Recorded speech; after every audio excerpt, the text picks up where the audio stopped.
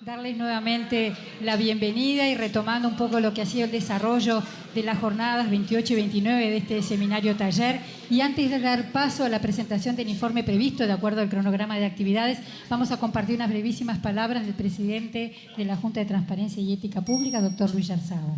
Muy buenas tardes. Solamente brevísimas palabras para, en nombre de la Junta, agradecer la presencia de todos los que han decidido acompañarnos en la sesión de clausura de este seminario taller y explicarles que el propósito de la Junta con este acto, con este evento, ha sido contribuir a la evaluación de una política pública.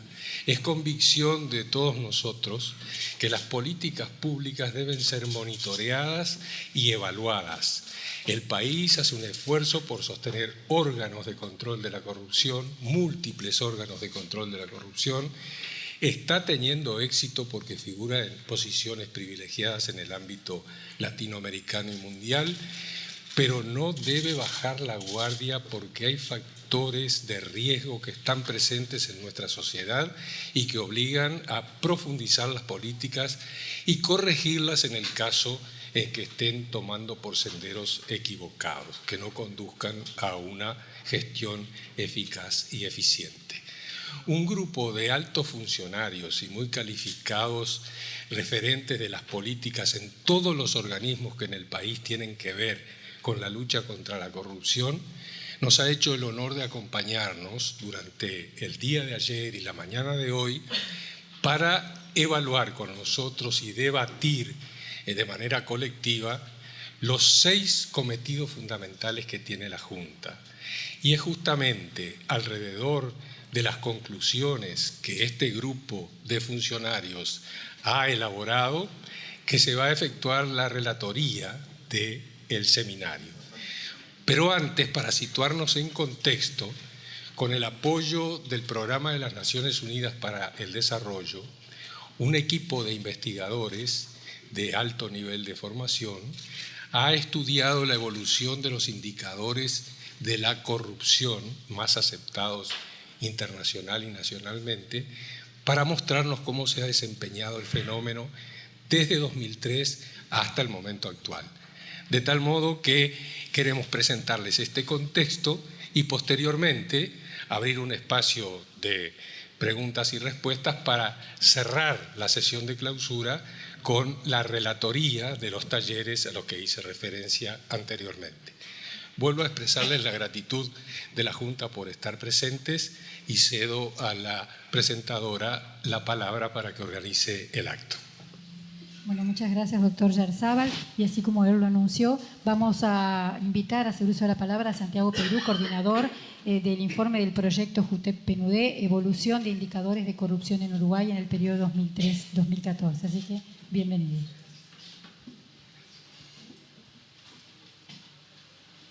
Hola, buenas tardes a todos. Muchas gracias por estar compartiendo este espacio. La idea es presentar un trabajo que aún está en desarrollo, que es un informe de avance que vamos a entregar en junio de este año a la Junta, con un trabajo que hice la Junta y para el Programa de Naciones Unidas para el Desarrollo. Vamos a contarles cómo va a ser la presentación.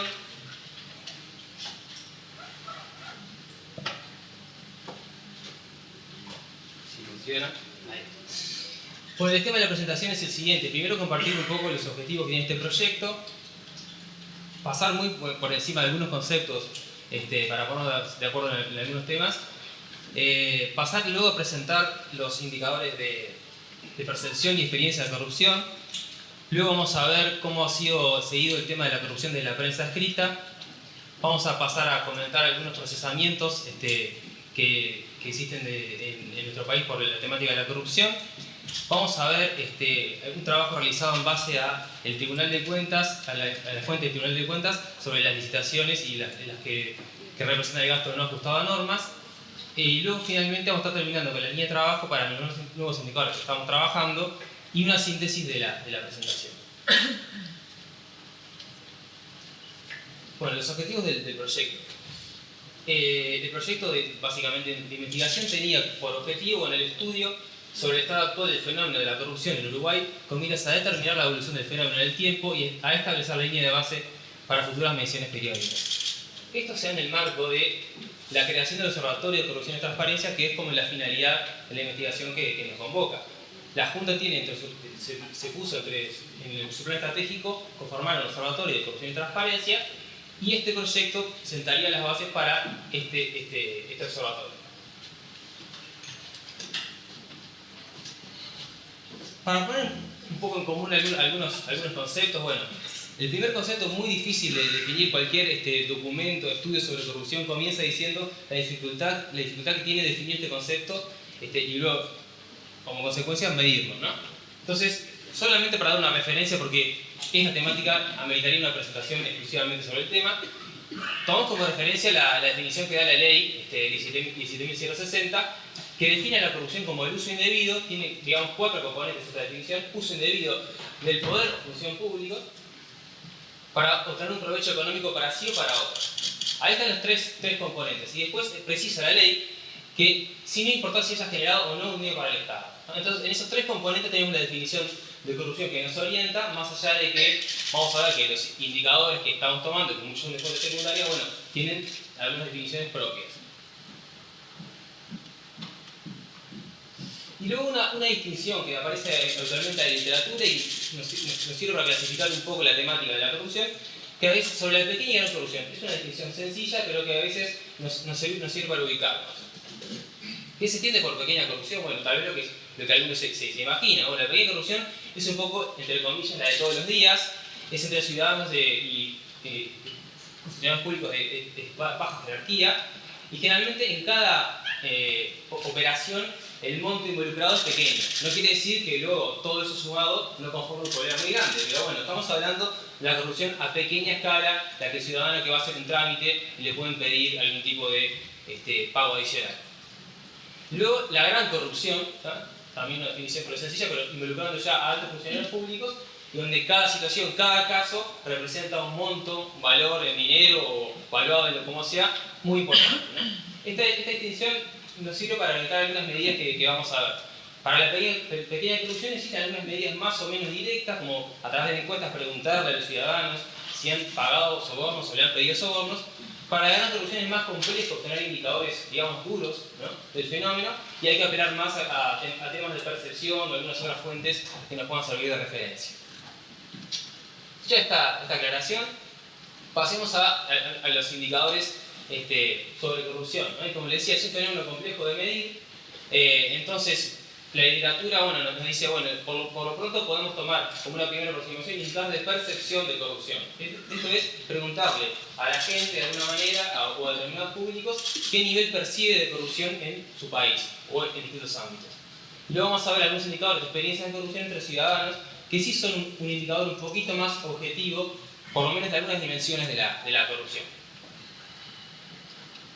Entonces, la propuesta para los indicadores en este tema es, le voy a contar un poco las fuentes que tomamos, es primero ir de lo general a lo particular y comentar un par de índices que son internacionales, prestigiosos, reconocidos, que permiten ubicar a Uruguay en términos de la percepción de corrupción que hay en el país, ¿no? Tenemos el índice de percepción de corrupción que elabora Transparencia Internacional, y también vamos a presentar el índice de control de corrupción que elabora el Banco Mundial en el marco de los indicadores de gobernanza que la institución viene desarrollando desde ya hace bastante tiempo.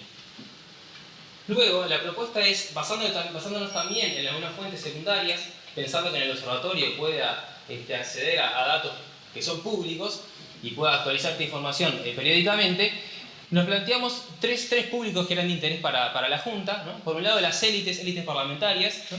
Allí tenemos a las... así, no sé si se ve el puntero, pero bueno, el proyecto de élites parlamentarias que realiza la Universidad de Salamanca es una encuesta a diputados que realiza en cada periodo de gobierno una encuesta, y entre las preguntas que se incluyen en esa encuesta hay unas preguntas que es un bloque de corrupción. Entonces, relevamos y procesamos la información de esa encuesta para tener la percepción de los parlamentarios acerca del fenómeno de corrupción. Luego tenemos la visión de los empresarios, ¿no?, que de alguna manera nos puede aproximar a alguna dimensión de la gran corrupción.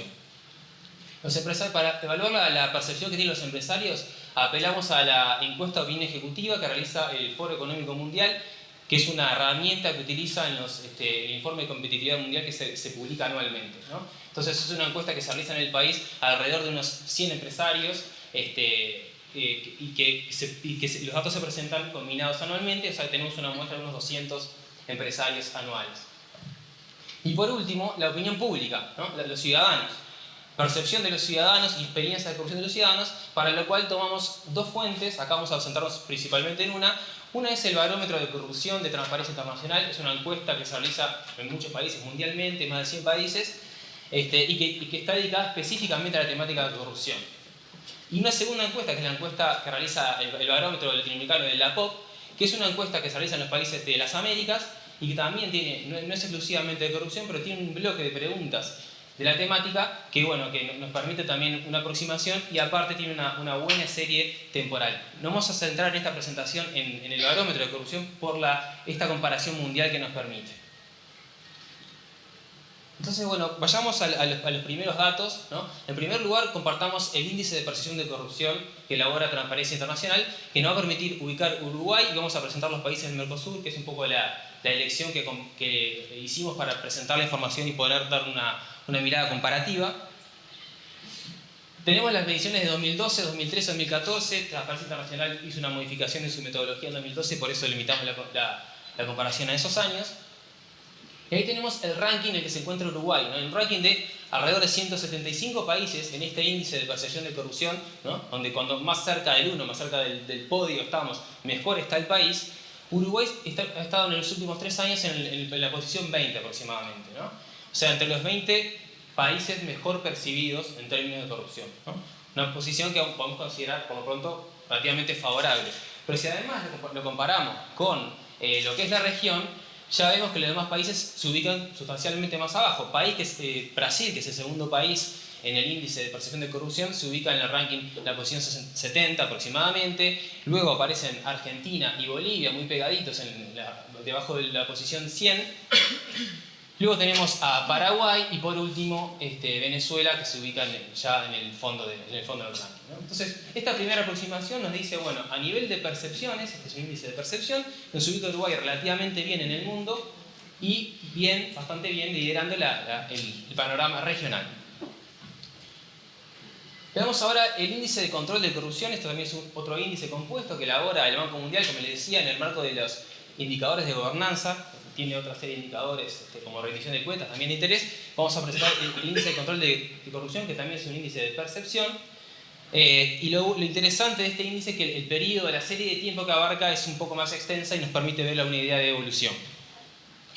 De vuelta vamos a comparar a Uruguay con los países del Mercosur y el dato que se presenta se llaman los percentiles. El valor que vamos a ver va a indicar el porcentaje de países que queda por debajo de Uruguay, en primer lugar, o sea, va a quedar el porcentaje de país que está peor es que Uruguay, y nos va a indicar también en qué porcentaje superior se encuentra Uruguay. Ahora lo voy a comentar. Acá tenemos la serie para Uruguay desde el 96 al 2013, ¿no? Para explicar esto de los percentiles, ¿no? Veamos el último dato, que se dice 89, es el percentil 89, quiere decir que el 89% de los países está peor que Uruguay en este índice de percepción de corrupción. Uruguay está ante casi el top 10 porcentual, ¿no? El 10% mejor ubicado. Pero sobre todo si vemos la evolución, ¿no? Si vemos del 96 hasta aproximadamente 2005, 2006, estaban en torno del 78, 80 el percentil, y acá se ve una leve evolución, sobre todo en el final, ¿no? O sea que la ubicación de Uruguay es relativamente positiva en el mundo, ¿no? Y adicionalmente vemos una tendencia de mejora en esta ubicación del índice de control de corrupción. ¿Qué pasa con los demás países del Mercosur? Bueno, Brasil se encuentra por encima del percentil 50, es relativamente estable. Más o menos va a darse algo similar a lo visto en Transparencia Internacional. Argentina y Bolivia son los que siguen, con tendencias menos claras. Paraguay con una mejoría hacia 2010, pero vuelve a bajar el índice. Y Venezuela con una tendencia decreciente en el último periodo, ¿no? Así que en esta primera aproximación general, tomándose los índices de percepción de corrupción, Uruguay se ubica relativamente bien. Entonces, esos son índices que componen una serie de medidas, ¿no? No vamos a entrar ahora en la cuestión metodológica, pero después vamos a ver la percepción de los tres públicos que les comentaba: diputados, empresarios y la opinión pública, ¿no? Y un primer indicador interesante es las 3 encuestas que manejamos, preguntan a los 3 públicos cuál cree que es el principal problema del país. En el caso de los empresarios, preguntan el principal problema para realizar negocios. En el caso de la opinión pública y los diputados, el principal problema del país. Y no vamos a presentar los resultados porque prácticamente no hay datos para presentar, porque en los 3 públicos no mencionan espontáneamente a la corrupción como un principal problema del país. Hoy manejábamos las dificultades que tiene la Junta para imponer un poco el tema en la agenda y que logre la atención que requiere. Y bueno, este puede ser una de las posibles explicaciones, que por lo pronto para los diputados, desde en las 4 olas que ha habido medición, en las 4 olas de medición que van del 95 al 2010, en ninguna de ellas aparece ni una única mención a la corrupción como principal problema del país. Aparecen otros, aparece inseguridad, aparece educación, ¿no? Lo mismo ocurre con los ciudadanos, creo que alcanza el 1% la mención a corrupción, frente a otros problemas como seguridad, inseguridad y educación que tienen puntuación mucho más alto. Y lo mismo con los empresarios, el principal problema para hacer negocios no es la corrupción, sino aparecen otros como la legislación laboral y otra serie de temas, ¿eh? O sea que, acorde un poco a la posición que veíamos en los índices, bueno, los públicos que hemos manejado tampoco perciben la corrupción como un problema en el país, ¿no? Por lo menos no como el principal problema. Y veamos solamente algunos indicadores para ejemplificar esto de estos 3 públicos. Veamos un poco qué dicen los empresarios. Acá la encuesta de opinión ejecutiva hace una serie de preguntas en una escala de 1 a 7, donde 1 es la peor situación evaluada y 7 la mejor situación en términos de lo que nos interesa hablar. Vamos a presentarles el promedio de 1 a 7 en esas medidas y el ranking que tiene Uruguay en todos los países, que son del orden de 150 países, ¿no? Vamos a ver la evolución de 2 indicadores, ¿no? El indicador de desvío de fondos públicos, que se hace a través de una pregunta a los empresarios, ¿no? Es decir, cuán común es la malversación de fondos públicos por parte de empresas, personas o grupos, ¿no? Y si ustedes ven el promedio, en la escala azul es el promedio de 1 a 7 de respuesta, ¿no? Donde 1 dice que ocurre con mucha frecuencia ese desvío de fondos y 7 no ocurre nunca. Si vemos la evolución de la percepción de los empresarios, bueno, arranca en 4,7, ¿no? Se mantiene relativamente estable y al final llega a alcanzar el 5,2, ¿no? Entonces, al menos si miramos los extremos, hay como cierta mejoría. Y si miramos la posición de Uruguay en el ranking, que es el eje en color rojo, 1 es la mejor posición posible, ¿no? Y más abajo vamos peor. Sí se ve donde Uruguay escala puntaje y llega hasta el lugar 21 en el ranking en este indicador, ¿no? O sea que de vuelta Uruguay, en la percepción de los empresarios en este indicador, aparece relativamente bien ubicado y no está en la comparación acá con los otros países, pero está por encima de los países del Mercosur.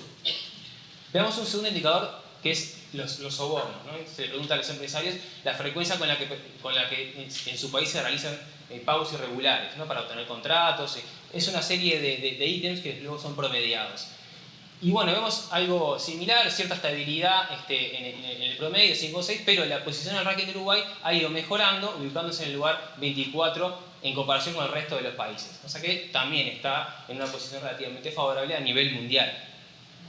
Vayamos a otro público y ahora un poco desagregar alguna información. Así, bueno, la corrupción en general, pero ¿en qué ámbitos se percibe o puede existir mayor corrupción, ¿no?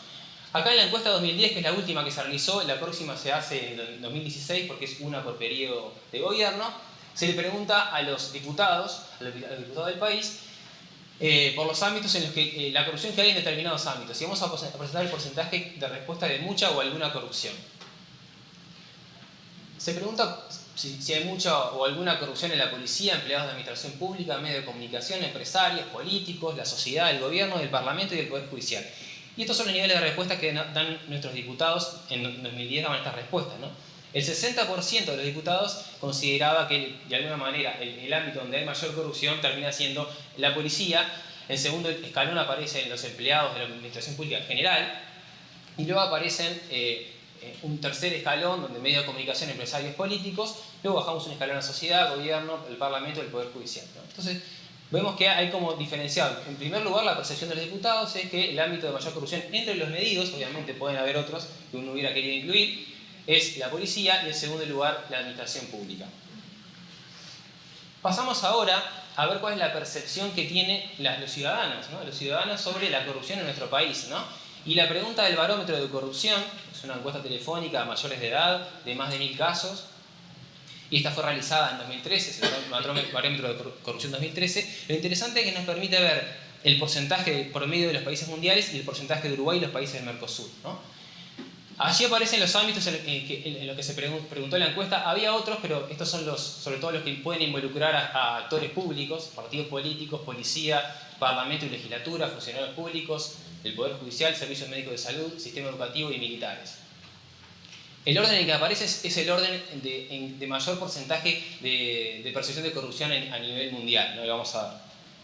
Entonces, si vemos a los partidos políticos, en Uruguay también ocurre que es el ámbito donde se percibe mayor corrupción.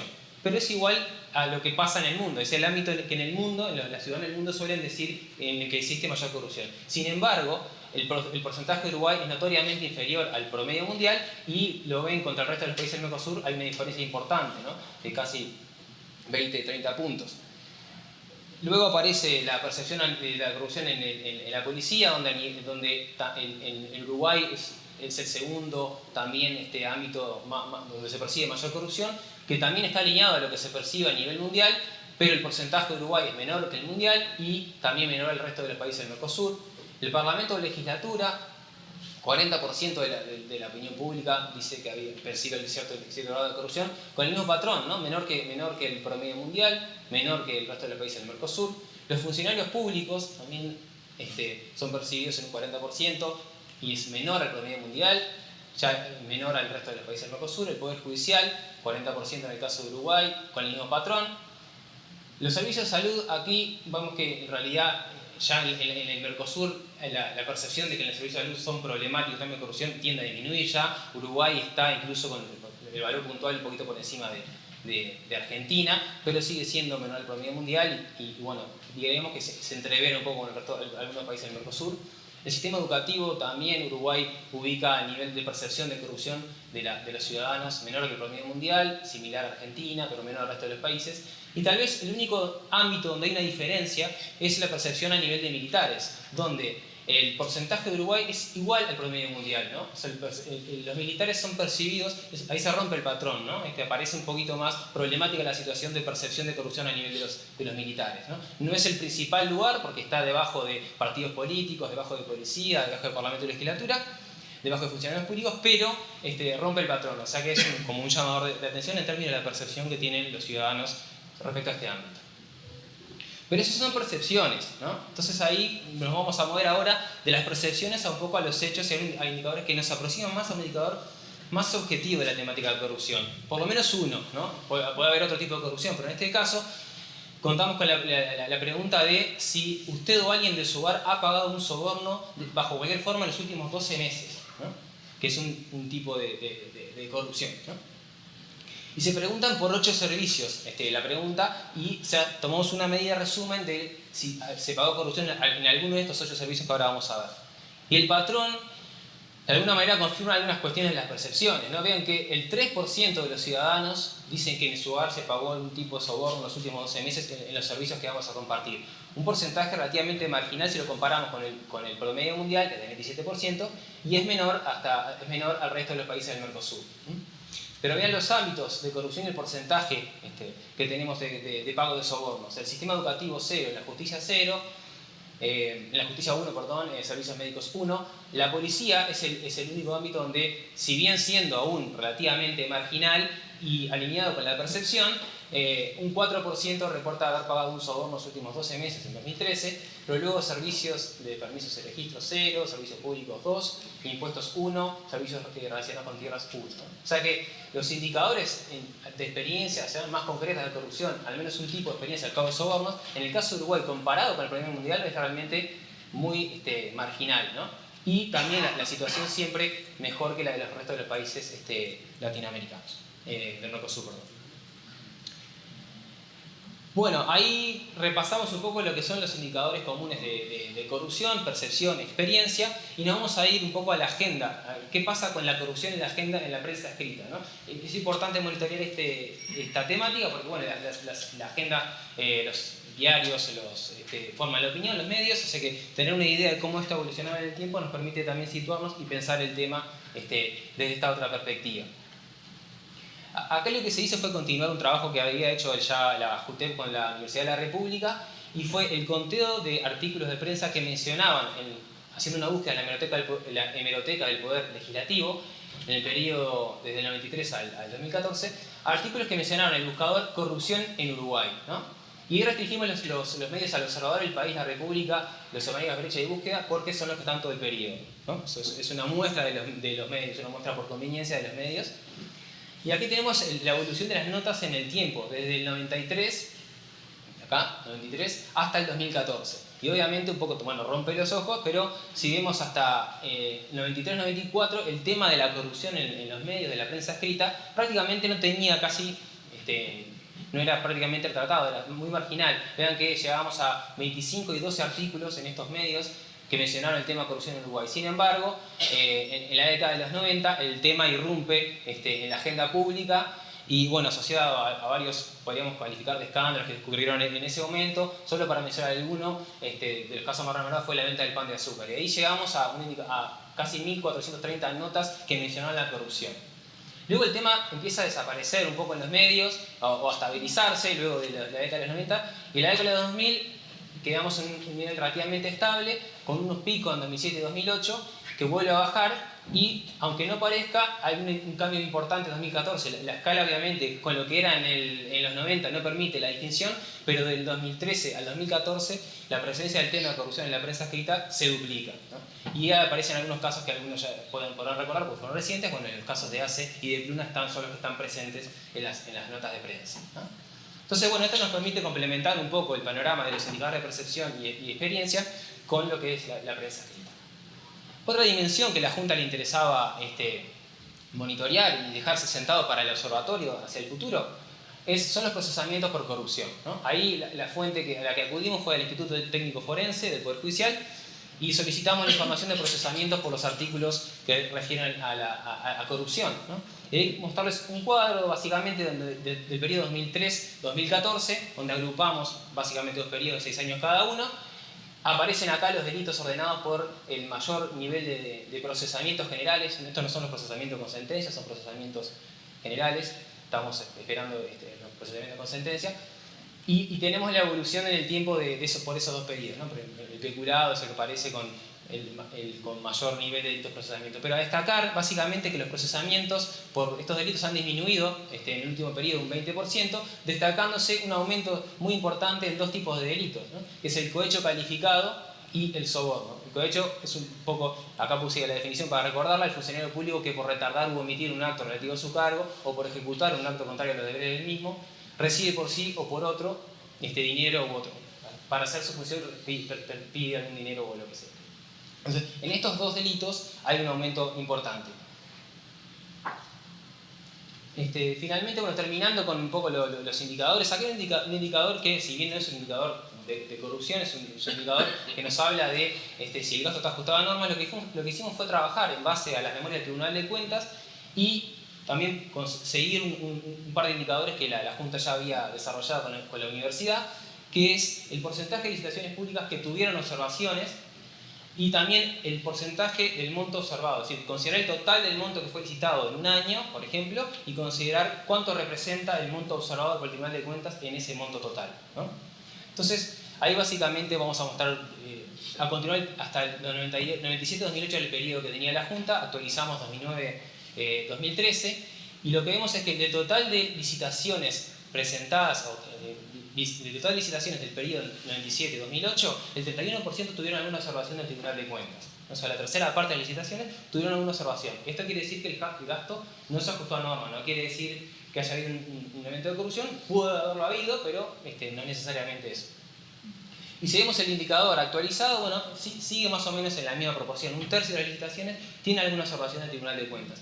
Sin embargo, hay un cambio en cuanto al monto observado, ¿no? En el periodo 97-2008, el 22% del monto licitado fue observado por el Tribunal de Cuentas, ¿no?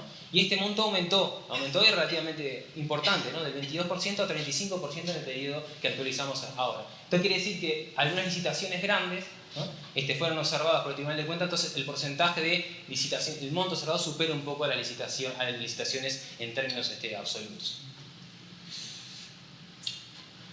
Esto es un poco los indicadores que hemos acordado con la Junta y que algunos de los cuales la Junta tenía interés en actualizar, y seguimos trabajando, solamente para comentar muy por arriba, en el desarrollo de unos nuevos indicadores para este observatorio de construcción. Solamente es contarles por arriba la línea de trabajo en la que estamos en trabajo conjunto con la Junta y el PNUD. Lo primero es tratar de derivar algunos indicadores de la normativa de manera directa, o sea, trasladar el foco de medir indicadores de corrupción al foco de medir si cómo estamos implementando las medidas de corrupción, las políticas de corrupción que estamos desarrollando, ¿no? Por eso acá, precisamente, como decía, son indicadores de implementación de la política anticorrupción. Estamos trabajando, siguiendo muy de cerca cada artículo de la ley 17060 y tratando de derivar indicadores para cada uno de los artículos, ¿no? Que esto, además de ser indicadores de monitoreo de la política, también al incluir los cometidos de la Junta, es también un acto de rendición de cuentas de la Junta. Y por lo pronto, dado el tipo de artículos que tiene la ley, un indicador, a modo de ejemplo, es el porcentaje de funcionarios públicos que no presentó la declaración jurada respecto al total de obligados por la ley, ¿no? Ese es el tipo de indicadores que se derivan de este trabajo que estamos realizando y que en el día de ayer fue uno de los temas que fue analizado. Y la otra dimensión importante que incluye en los nuevos indicadores es la dimensión de transparencia, ¿no? En el marco de la transparencia, uno de los pilares fundamentales es el acceso a la información. En este marco abrimos una línea de trabajo con la Unidad de Acceso a la Información Pública, ubicada en ASCESIC, para incluir esta temática en el observatorio, y bueno, estamos en esa línea de trabajo abierta y luego del taller estaremos retomando las actividades para construir estos indicadores. Así que en síntesis, luego de esta rápida catarata de datos, en primer lugar, bueno, Uruguay aparece en un lugar relativamente positivo a nivel internacional en cuanto al nivel de corrupción percibido y lidera entre los países de la región. Ya lo vimos en los distintos índices de percepción y en los distintos datos de las encuestas que compartimos. En los indicadores de percepción con serie histórica, salvo las excepciones puntuales, en general muestran una evolución favorable en lo que es la percepción de corrupción. Entre los públicos indagados, que bueno, cubrimos empresarios, diputados y opinión pública, la corrupción no aparece entre las principales preocupaciones, lo que decíamos. Cuando preguntamos espontáneamente el principal problema del país, principal problema para hacer negocios, la corrupción no aparece mencionada en general. Esto no quita que, cuando vamos a preguntar por los ámbitos de corrupción, si preguntamos expresamente si percibe que hay corrupción en determinados ámbitos, una proporción destacada, tanto de los diputados como de la opinión pública, menciona que sí que percibe corrupción en algunos ámbitos. Aquí, bueno, respecto a los ámbitos, precisamente estos ámbitos de percepción de corrupción tienen un nivel de ranking que en realidad no es muy diferente a lo que pasa en el mundo. O sea, que si alguien dice, mirara solamente el dato, uy, qué alto la percepción de corrupción en la policía, bueno, en realidad en el mundo es así. En el mundo la percepción de los ciudadanos es que la policía es un ámbito corrupto, y Uruguay en realidad, respecto al mundo, está un poco mejor en ese nivel de percepción. Aquí la excepción eran los militares, que tenían una ubicación un poco diferente. Acá, bueno, en términos precisamente de los ámbitos donde se percibe mayor corrupción, cabe destacar a la policía y a los funcionarios públicos, porque tanto diputados como opinión pública, los dos públicos investigados, coinciden en que son los ámbitos con mayor nivel de corrupción, más allá de esta coincidencia a nivel mundial. Terminando, entonces, cuando nos movemos de la percepción, ¿no?, de corrupción a la experiencia, o sea, bueno, si los ciudadanos tuvieron que pagar algún tipo de soborno, que es una medida de pequeña corrupción, se confirman o acentúan algunos rasgos observados a nivel de percepción. De hecho, las percepciones muchas veces tienen una base de experiencia, ¿no? El pago de soborno en distintos ámbitos del Estado, declarado por parte de los ciudadanos en Uruguay, resulta marginal en comparación con el promedio mundial y es siempre inferior a los países del Mercosur. Aún así, al igual que en el promedio mundial, la policía es el ámbito que se declara en mayor medida pago de sobornos, un 4%, igual era relativamente menor. Luego, repasando lo último, en el periodo 2009-2014 los procesamientos por corrupción han disminuido globalmente respecto al periodo previo.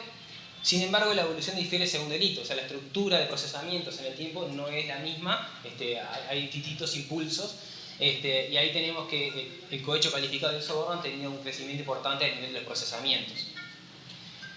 Por último, cabe señalar el aumento reciente en el porcentaje de monto observado en las licitaciones. O sea, han habido unas licitaciones relativamente grandes en las que el Tribunal de Cuentas ha observado ese monto, esa licitación.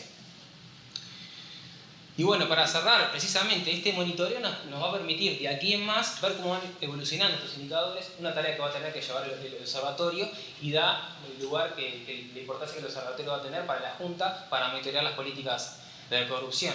Aquí el trabajo que hemos iniciado ha incluido, todavía no ha terminado, ha incluido algunas entrevistas a las organizaciones de la sociedad civil y vamos a seguir en contacto hasta terminar el trabajo con algunas de ellas. Pero bueno, una temática importante va a ser cómo se va a vincular este desarrollo del observatorio con la sociedad civil, con las ONGs, porque de hecho algunas, como por ejemplo CAINFO, desarrolla y genera indicadores de relevancia, así que bueno, el trabajo con estas instituciones, organizaciones, va a ser bien importante para nutrir el observatorio y ver un poco el rol que ellas van a tener en el observatorio a futuro. Así que bueno, muchas gracias por prestar atención a esta presentación y cualquier consulta estamos a las órdenes.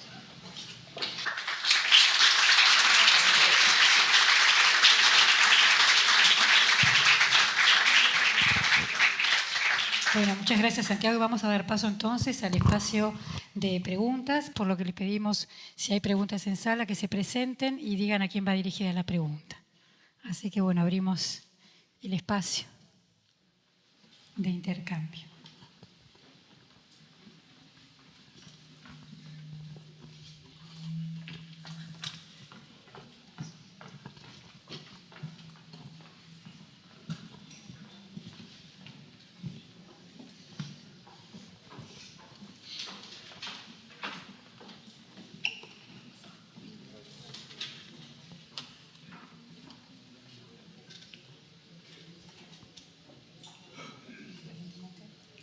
Bueno, si no hay preguntas, sí. Bueno, acá adelante. Hay que traer un micrófono. Hola, muchas gracias. Realmente la presentación ha sido excelente y es muy útil para comparar con estudios en otros países. Me imagino que en lo de las licitaciones ustedes tendrán capacidad de examinar por organismos del Estado, ¿verdad?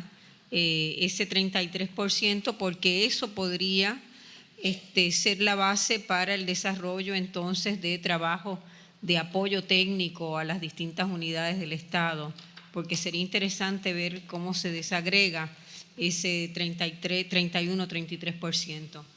Sí, la verdad que la consulta es bien pertinente, bien interesante. Ese análisis en realidad está preliminarmente realizado por un tema de extensión y no agotar un poco al público, no lo trajimos acá, pero efectivamente hay mucha diferencia a nivel de los distintos organismos del Estado, de intendencias, entes, entre el nivel a nivel de las licitaciones observadas y el monto. Ese análisis efectivamente ya un poco preliminarmente lo compartimos con la Junta y ya ahí ya se han visto una línea de trabajo para futuro. Sí.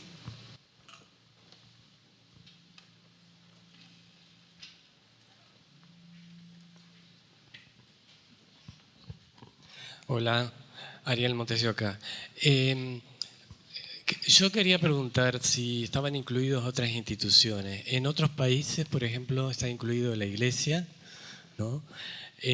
También quería saber si también hay una interpretación cualitativa de los indicadores, porque el caso de los militares en la región sur tiene unas características a veces, diría, sociales, históricas, que tienen diferencia, por ejemplo, en Centroamérica, donde yo he trabajado con estos indicadores. Hay países que tienen altísimos índices de corrupción como Honduras. Los militares aparecen con la Iglesia en los primeros lugares de confianza.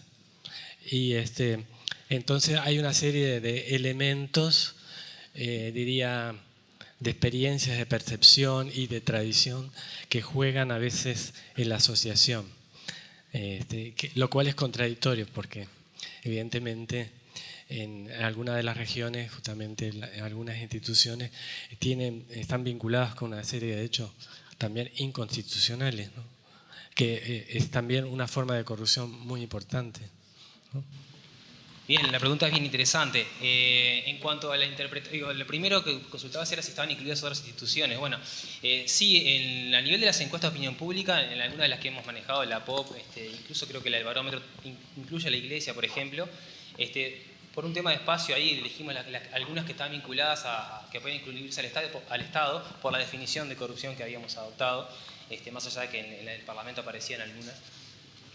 No recuerdo ahora los valores, ¿no? Pero sí están y sí se puede, es una de las temáticas o instituciones que se podrá monitorear y comparar en la evolución en el tiempo. Hay indicadores de percepción de corrupción y de confianza en esas instituciones. En cuanto a la interpretación de los indicadores, bueno, primero obviamente que como le comentaba, el trabajo no está aún terminado, también hay una línea de trabajos con entrevistas que estamos desarrollando, pero bueno, sobre los militares, ahí tú tiraste una hipótesis que creo que es razonable, la situación histórica de los militares en la región podría ser, en nuestro país, podría ser una línea de explicación, pero más allá de eso no podría decirte en este momento.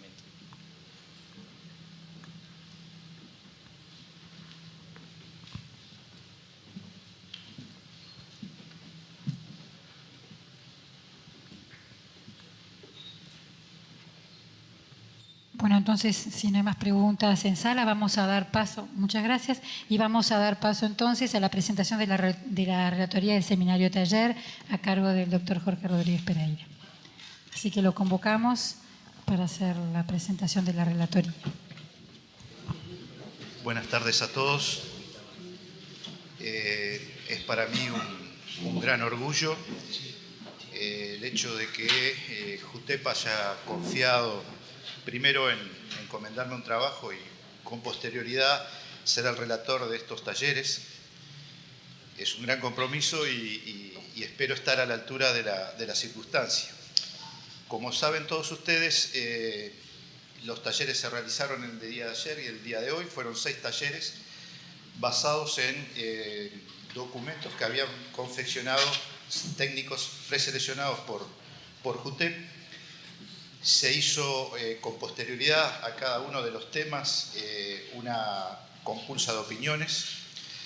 Obviamente no me voy a referir a los trabajos que están además publicados en la memoria del año 2014 de JUTEP, y lo que se pretendió hacer es unas conclusiones generales de lo que fue esta discusión, para después, en forma genérica, establecer algún tipo de recomendación que no van a ser, esto quiero recalcarlo muy claramente, no son las recomendaciones finales del órgano, sino una especie de, digamos, resumen de esas compulsas de opiniones que hemos recibido de parte de los participantes.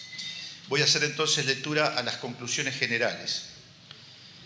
Primero, aunque los indicadores más aceptados a escala local e internacional muestran que la magnitud de la corrupción es reducida en Uruguay, el país ha desarrollado una política de prevención constante y sostenida en el tiempo.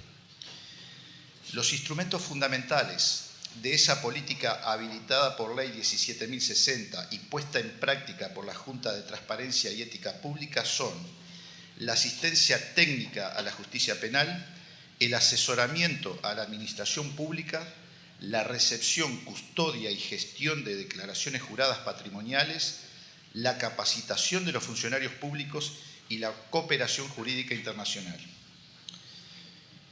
Tercero, la asistencia técnica a la justicia penal ha sido, no obstante, su reconocimiento por los operadores del sistema poco demandada, existiendo indicios que sugieren reservas de los magistrados respecto al carácter pericial de los informes de la JUTEP, su posición institucional actual y la falta de un conocimiento cabal de la herramienta.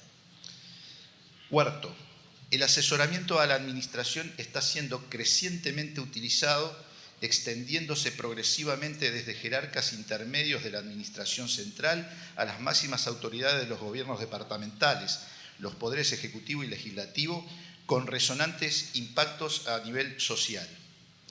Quinto, el registro y gestión de declaraciones juradas patrimoniales ha alcanzado amplia cobertura y destacada calidad tecnológica, pero, dado que las declaraciones no se hacen públicas y que no está claramente definido su uso, no ha repercutido en la medida de lo esperado sobre la prevención y el control de la corrupción.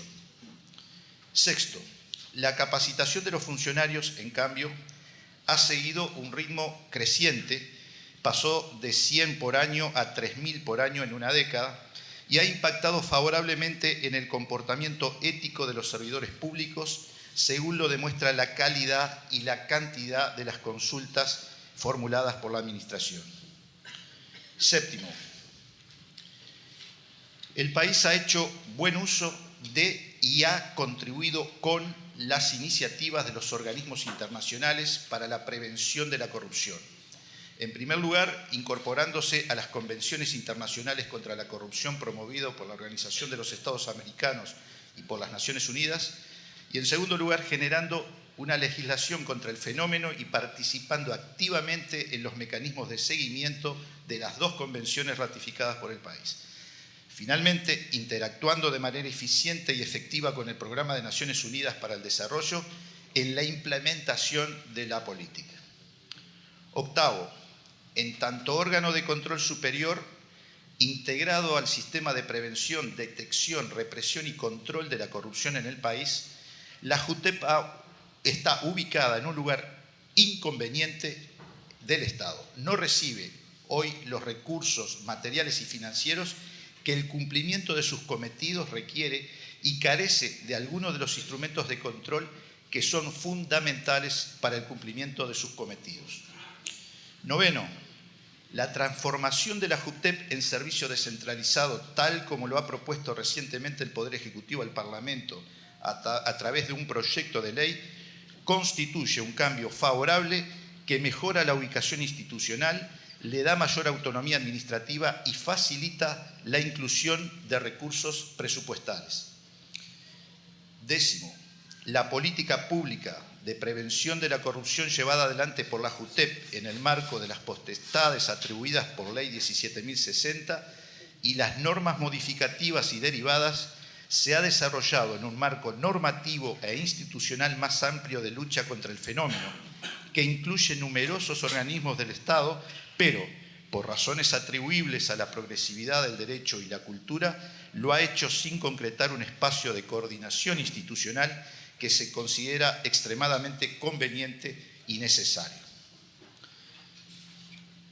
A estas 10 conclusiones generales que acabo de dar lectura, les propongo lo más sintéticamente posible hacer unas breves recomendaciones taller por taller a los efectos de, como dije al comienzo, evaluar las opiniones de los participantes. El taller 1, recordarán ustedes, estaba vinculado al estudio comparado de la ubicación institucional, cometidos y funciones de órganos similares en la región. La primera recomendación, ante la diversidad de adscripciones y cometidos de los distintos órganos superiores adoptan en la región para luchar contra la corrupción, se impone la búsqueda de un equilibrio entre la efectividad del órgano y su actual posición institucional. Segundo, cualquiera fuese su ubicación institucional, la JUTEP debería propender a liderar la formación de una red participativa de políticas públicas vinculada al control de la corrupción, con especial énfasis en fomentar la participación de la ciudadanía a través, por ejemplo, de las distintas instituciones de la sociedad civil. Tercero, analizar el posible desbalance entre recursos humanos y presupuestales existentes en la actualidad y los cometidos confiados a JUTEP a fin de evaluar la posibilidad de priorizar ciertas funciones sobre otras. El ciudadano común en general y los operadores del sistema en particular deben percibir que la posición institucional del órgano está acorde con los cometidos que le asigna la Constitución, las leyes, como forma de reivindicar la importancia del mismo. Cuarto, potenciar mecanismos de participación ciudadana y de acceso a la información como medidas eficaces en la prevención de conductas deshonestas, facilitando el conocimiento y registro de los fenómenos sin temor a su publicidad, en cuanto ella es una forma de mostrar la respuesta del sistema y la bondad de sus herramientas. Quinto, pese a la posición del país en el concierto regional en cuanto a su bajo índice de percepción de conductas corruptas y de contar con un sistema de normas adecuados a las convenciones internacionales ratificadas, no deberíamos caer en la autocomplacencia y bajar los brazos en el esfuerzo por mejorar el sistema como una cuestión de institucionalidad que, en principio, nada tiene que ver con los grados de corrupción. Hace falta trabajar en un sistema de valores, ampliando la difusión de los mismos a todos los niveles, fomentando mecanismos mecanismos ágiles de participación ciudadana y de acceso a la información. El taller 2 se refirió a la ubicación institucional y grados de independencia técnica de la JUTEP.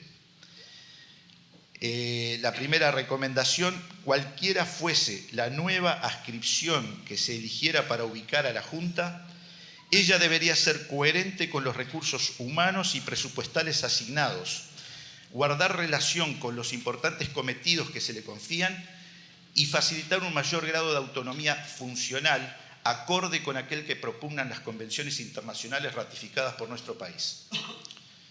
Segundo, agotar todas las instancias procesales que aún se encuentren vigentes y sean viables para que el proyecto elevado al Parlamento por el Poder Ejecutivo cuente con la opinión especializada de la Junta, buscando con ello incorporar y sistematizar en dicho proyecto normas dispersas y algunas de las soluciones que oportunamente integraron el proyecto de fortalecimiento que el órgano elevó al Parlamento y respecto del cual no se obtuvo respuesta. Cuarto, vinculado al anterior, evaluar la posibilidad de actualizar el proyecto de fortalecimiento adecuándolo a las nuevas realidades y exigencias, considerando los casi 15 años de experiencia de funcionamiento de la Junta, con el fin de perfilarla adecuadamente para mejor cumplir sus cometidos y enfrentar los nuevos desafíos que, fruto del constante fenómeno de la globalización, presentan las patologías de fraude y corrupción administrativa. El taller 3 refirió al cumplimiento de las funciones periciales de asesoramiento y control asignadas a la JUTEP. Una primera recomendación, redefinir por ley la actual posición institucional de la JUTEP con el fin de dotarla de mayor autonomía, insertándola orgánicamente fuera del poder administrador, donde sus áreas de competencia específicas se condigan con su naturaleza y con las funciones que le asignan las normas vigentes. Segundo, propender la instauración por ley de una sanción a aquellos organismos que aún continúan omisos en el cumplimiento de las disposiciones sobre publicidad de compras y contrataciones del Estado, como forma de reivindicar la importancia de la transparencia y el control social en una materia sensible y proclive a la aparición de conductas deshonestas. Ampliar, como tercera recomendación, ampliar la difusión de los cometidos de la JUTEP aún en los ámbitos más profesionalizados de la administración pública, fomentando la discusión de las bondades y falencias del sistema, estrechando lazos con el sistema judicial penal a través, por ejemplo, de seminarios periódicos con participación del Ministerio Público y Fiscal, como forma de reivindicar la función de colaboración y coordinación prevista en las normas vigentes entre estos actores, como condición necesaria para volver más eficiente y eficaz el sistema. Cuarto, concebir un programa o campaña de promoción de las funciones de la JUTEP a nivel de la población en general, utilizando medios de publicidad visual como forma de aumentar su presencia mediática y hacer conocer sus cometidos, extremo que redundaría en mejorar el control social a través del acceso del ciudadano común a las actuaciones del órgano.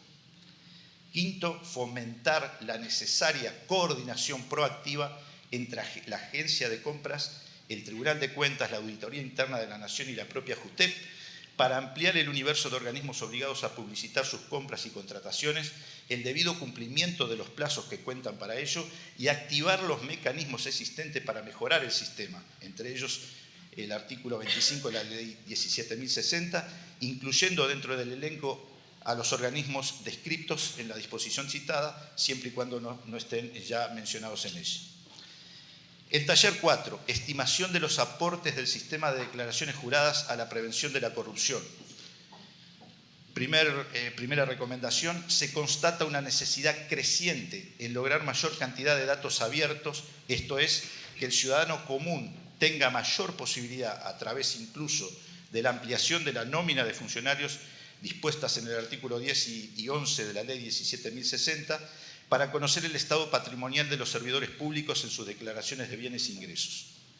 Segundo, implementar como única vía la declaración jurada electrónica, previendo con ello la posibilidad de detectar más fácilmente las irregularidades en los datos aportados por los obligados, así como habilitar el cruzamiento de esos datos con otras agencias. Tercero, existe una necesidad detectada en cuanto a clarificar normativamente las potestades de JUTEP en materia de investigación a efectos de proceder a la apertura de oficio de las declaraciones juradas de bienes e ingresos, alineando la previsión legal a las opiniones de la doctrina y la academia. Finalmente, evaluar la posibilidad de extender la cantidad de años para custodia de los datos aportados por los obligados, extendiéndolo a 10 años, sobre la base del plazo de prescripción de algunos de los delitos que pueden estar involucrados. El taller 5, evaluación del programa de capacitación de la JUTEP y sus posibles efectos sobre el desempeño de los funcionarios públicos. Primera recomendación, sin perjuicio de los esfuerzos realizados y teniendo en cuenta la importancia de la capacitación para la prevención de conductas deshonestas de los servidores públicos, se vuelve necesario que la JUTEP fortalezca a través de convenios multilaterales con organismos públicos y privados los términos temáticos de capacitación y su financiación. Segundo, continuar y afianzar el mecanismo de capacitación a distancia en sus diferentes modalidades, e-learning y e-learning, a fin de optimizar los recursos en general y extender el universo de funcionarios a capacitar. Tercero, lograr el compromiso del organismo que recibe la capacitación para que la misma sea replicada a los distintos niveles funcionales, independientemente del vínculo y del grado jerárquico que posea el funcionario, así como la creación de mecanismos de recapacitación conforme a la previsión legal. Cuarto, concientizar sobre las bondades de la capacitación a los 3 niveles involucrados en ella, el jerarca del organismo, el funcionario y el propio docente, para así lograr la debida coordinación de las áreas involucradas.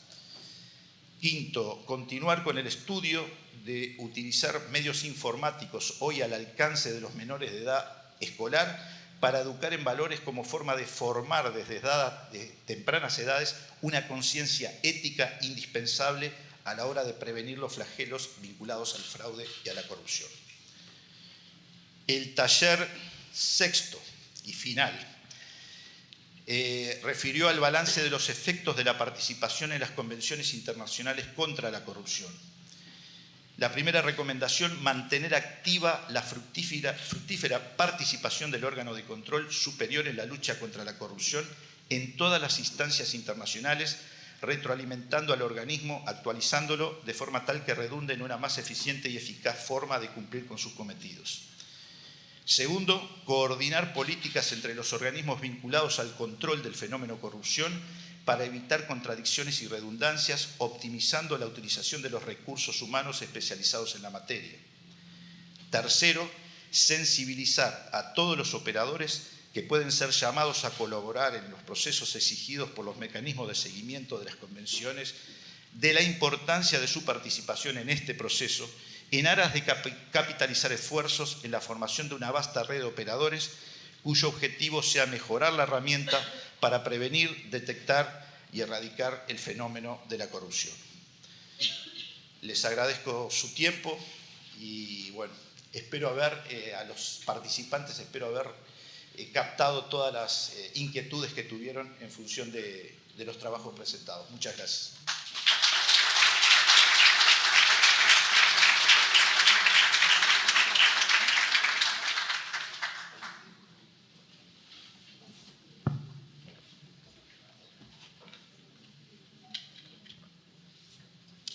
Bueno, le agradecemos al doctor Jorge Rodríguez por la presentación de la relatoría y vamos a dar paso a la clausura de este seminario taller que tuvo 2 instancias en el día de ayer y en el día de hoy, y por lo tanto vamos a invitar a conformar la mesa a los integrantes de la Junta, a su presidente, el doctor Luis Yarzábal, vicepresidente José Pedro Montero y vocal Carlos Suárez de Lima, y a la ministra de Educación y Cultura, María Julia Muñoz. Así que bienvenidos y adelante. En esta oportunidad y para dar cierre entonces a este seminario taller, en primer lugar compartiremos las palabras del presidente de la Junta de Transparencia y Ética Pública y luego al cierre tendremos las palabras de la ministra María Julia Muñoz.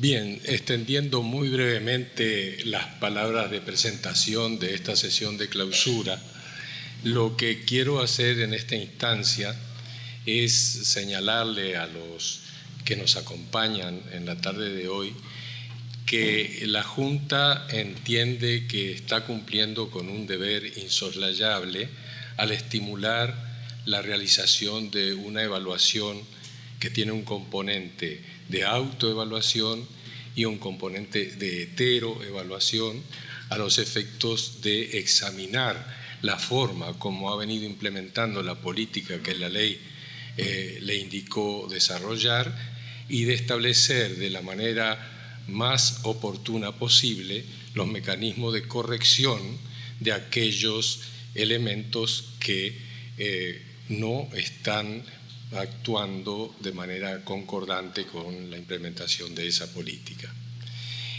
Como lo dijera en su presentación el investigador que coordinó el equipo que hizo el estudio de la evolución de los indicadores de corrupción en el país, Santiago Peirú, el Uruguay ocupa un lugar privilegiado entre los países del mundo en lo que tiene que ver con la dimensión de los índices del fenómeno en el país.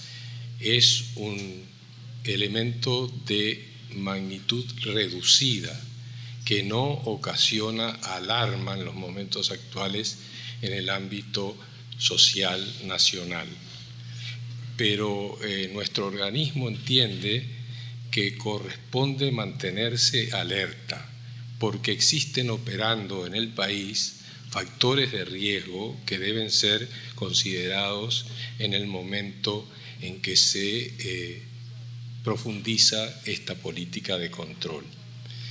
A título de ejemplo, y solamente para analizar teóricamente el fenómeno, permítanme decirles que Chile ocupa el mismo lugar que Uruguay en lo que tiene que ver con los niveles percibidos de corrupción.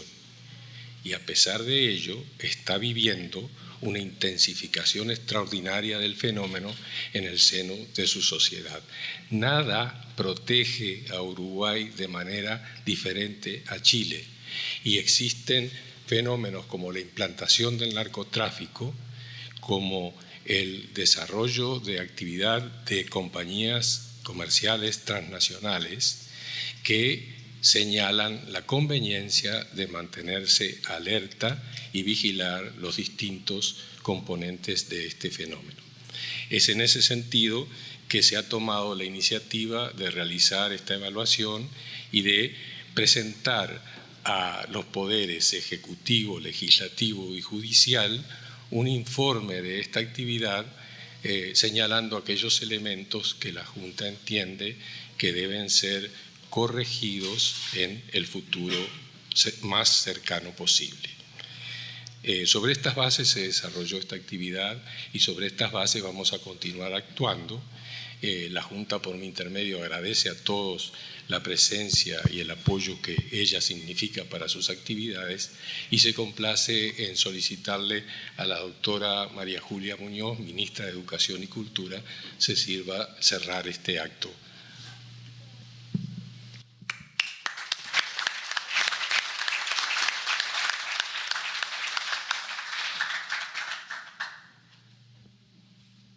Muchas gracias, muy buenas tardes. Realmente es un privilegio estar en el cierre de un evento tan importante para el Uruguay, contar también con tantos expertos nacionales y extranjeros. En realidad creo que, como muy bien lo señalaba el presidente de la Junta Anticorrupción, de la que nosotros denominamos la JUTEP, y ahora le dije, me voy a una jornada de la JUTEP, y me dice, ¿cómo te has aprendido esas siglas tan horribles que hay ahora?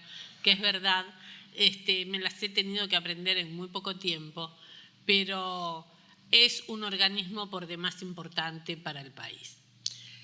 Creo que todos los ciudadanos que ocupamos en algún momento de nuestra vida un cargo público debemos ser servidores públicos y cumplir la ley, pero en realidad no solamente con eso nos quedamos ni nosotros tranquilos, ni el que nos ha encomendado la tarea tampoco tranquilo.